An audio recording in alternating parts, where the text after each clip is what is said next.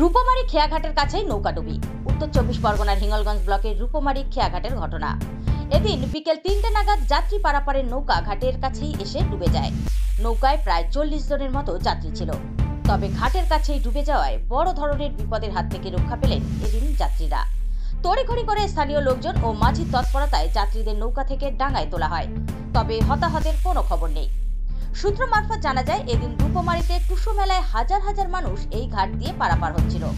যাত্রী পারাপারে মানুষের চাপ থাকায় এই ধরনের ঘটনা ঘটেছে বলে জানা যায়। স্থানীয় সূত্রে আরও জানা যায়, যাত্রী পারাপারে লোকজনের চাপ থাকার জন্য কোনো প্রশাসনিক তৎপরতা ছিল না। হিঙ্গলগঞ্জ থেকে প্রতিনিধি আজিজুল শেখের রিপোর্ট, ইয়েস নিউজ বাংলা। রূপমারিতে হচ্ছে বড় ধরনের একটা মোড়ক খেলা।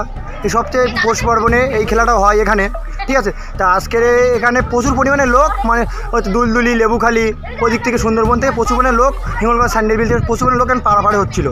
তা পারাপারে হতে পেলে এখন হচ্ছে 3টের পরে বোটটা যখন ফেরার পথে লোক তো সব একসাথে চাপ দিচ্ছিল। চাপটা দেওয়ার কারণে বোটটা কুলিয়ে এসে ডুবে গেছে। 10-12 জনের ক্ষতি হয়েছে, কিন্তু সেরকম কোনো ক্ষতি না। আমার নাম মিজানুর গাজী। রূপমারি এপারে এটা বলে এটা কী জন্য হলো এটা? এটা হয়েছে পাবলিকের চাপের জন্য হয়েছে এই ঘটনা।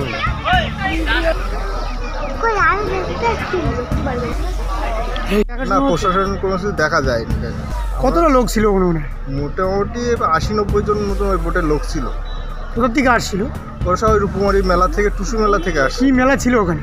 ওখানে টুসু মেলা, আদিবাসীদের যে টুসু মেলা হয় না, ওই মেলার থেকে সব লোকজন আসছে। ওরা এসে ওই নৌকায় এসেই ধাক্কাটা মেরে দেয় জনগণের চাপে। দিশারা না হয়ে পেরে জলের মধ্যে তলিয়ে যেতে, প্রায় তলিয়ে যায় অবস্থা। মাঝিরা মিলে সাধারণ মানুষকে উদ্ধার করে এবং কারো কোনো অসুবিধা হয়নি। কী নাম? আমার নাম অরিন্দম সরকার।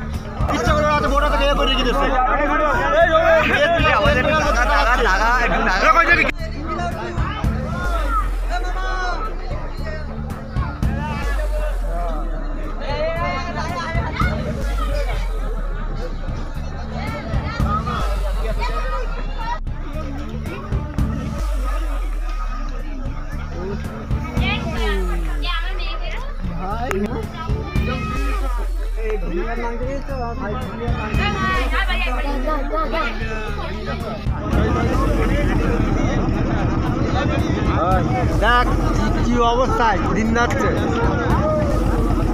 ওই ভিডিও গিয়ে বলবি, বলে কি অবস্থায় দিন।